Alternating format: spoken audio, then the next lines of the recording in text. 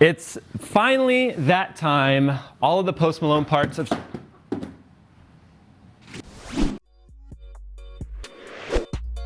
With its adjustable PMW 3367 16,000 dpi optical sensor, 4 RGB zones, 9 customizable buttons, and offering both wired and wireless operation are only a few reasons why the Corsair Dark Core RGB should be on your shortlist for your next mouse purchase. Check out its full list of features by clicking the link in the description below.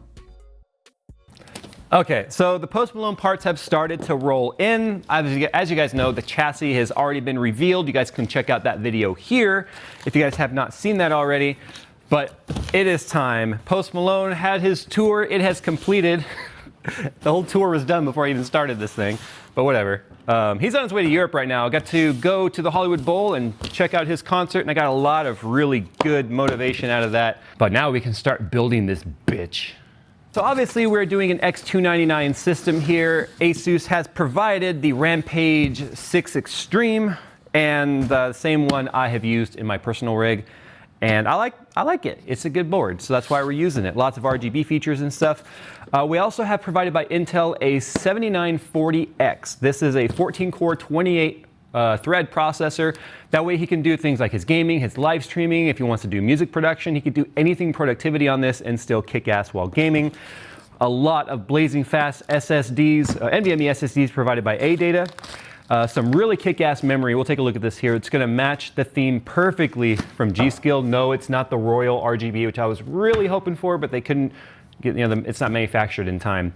These are all of our custom cables from Singularity, designed specifically in this case, for this case, to route properly in the channels. This over here is probably one of the most exciting parts we're going to look at today. These are the custom wood-built pieces from EK Water Blocks. We took a look at that at Computex. I said, I need it. I need it now. You're going to get it to me. And Eddie was like, I'll do what I can. And I was like, you're going to do it. No, it didn't really go that way, but I said, can you guys please get this done? It would match the theme perfectly with the curly maple that is built into the headstock on the back of the case. They stepped up, they got it done. And then this over here is radiators, and I've got more odds and ends. Now this is gonna be part one. This is gonna be a multiple part build because there are still parts I'm waiting on. But the first thing I have to do is make sure everything works. So we're gonna take the CPU, the RAM, the motherboard, and the Titan XPs, and we're gonna make sure everything works. And once it does, we're gonna build it. So this cluster F of mess right here is me bench testing. I've got the new Titan XP in there. This one, we've got two of them obviously, but we've used this on the test bench for a little while now. We know this one works, so we're gonna be testing that one. The RAM, unfortunately they sent me the wrong RAM. They sent me the white Sniper X, which is not what I ordered. I ordered the black and yellow, which obviously would mix perfectly with this build, so we'll get that replaced. But we can still make sure all the channel slots work. We got the 7940X in there, the EVGA 1000 watt Platinum 2 or the 1000 P2 power supply, and we're gonna be checking the cables that were custom made for this build. Fingers crossed that this is going to work fine. In fact, I'm gonna do a quick CMOS clear. Never hurts. Just gonna get out of the way now. All right, moment of truth. Or the power button does nothing. Okay, we'll be back. So we might have a pin problem here. There might be some pinnage. So what I'm gonna test this with real quick is I'm gonna unplug the power supply cables for the CPU and see if it fires on.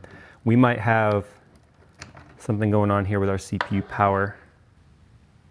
Nothing. So now we gotta try the 24 pin. It's working with the 24 pin. It might be a graphics card issue.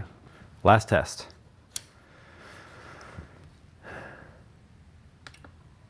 It's the 8 pin. So we now have it narrowed down to the 8 pin because we know that the 6 pin works fine.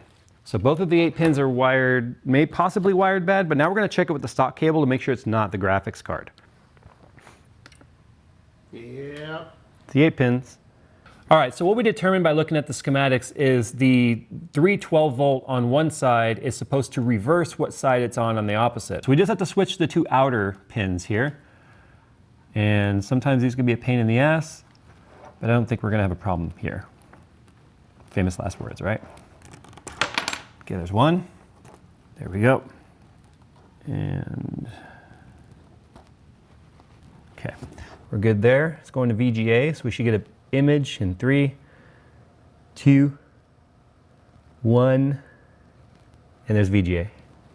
Cool. Phil, you did it. High five, high five. That's why we're a team, guys. Okay, now we can build it after I fix the other cable.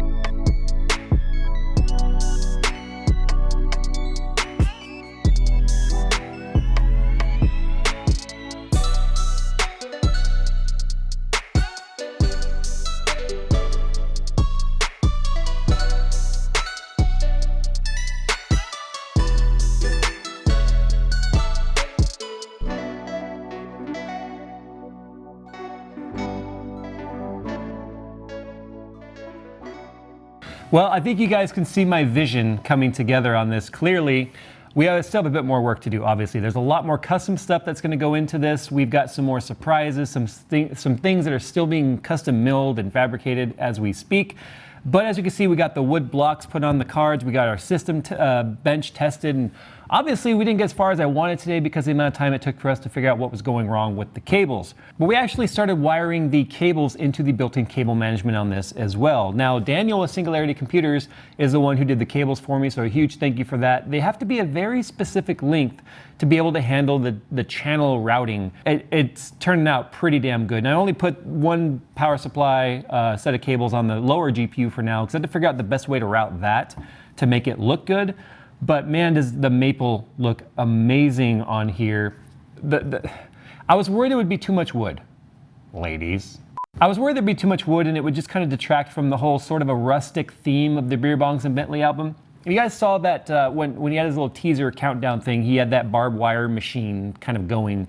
And that was sort of like a very kind of a dirty piece of like construction equipment. It had a very rustic, more of a stressed look to it, which kind of got me thinking. I thought about actually maybe distressing this case a little bit, but then I thought, nope, with everything Singularity Computers put into this, the amount of work and money they put into this case, I wasn't gonna do that, but I think it could have looked amazing. So obviously we still have to do the water cooling loop. I'm just glad to know that all the components work. I think before I plumb up the water cooling for this, and that's where I definitely want to get custom with this, I think I'm going to also rig up a soft tubing external loop just to plug into the parts to get some cooling to them to make sure everything works now that they're in the chassis. I'm sure we've all experienced in the past before, if you've built enough computers, it will work on the box and then it doesn't work in the case. And it's trying to track down those issues, which can be a complete pain in the ass. But yeah, this is the way it's coming together and it's looking exactly like I wanted it to.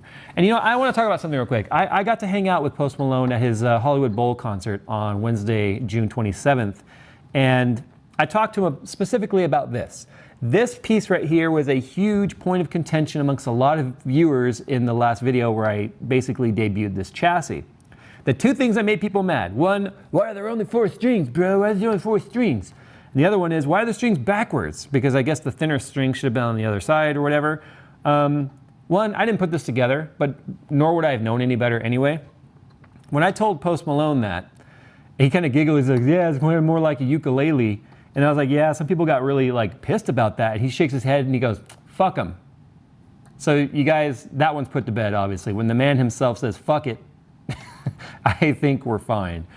So we'll get all the wiring done on this soon. As you guys saw too, I put one of the 888 SSDs underneath the cover, and then obviously the other 2 are going to go on the DIMM.2 slot up here next to the memory. So he's going to have 3 terabytes of NVMe, 2500 megabyte per second plus read-write speed without RAID. I'm not going to RAID it.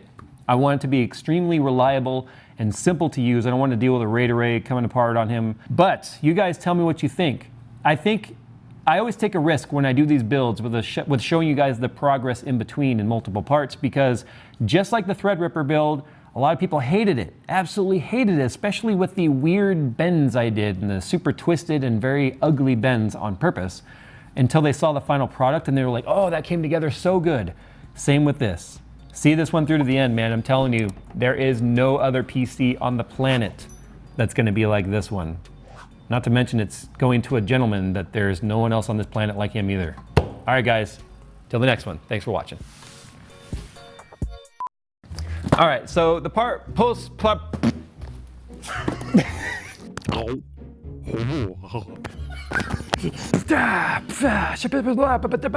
You ready? Are you ready? I am ready, mother.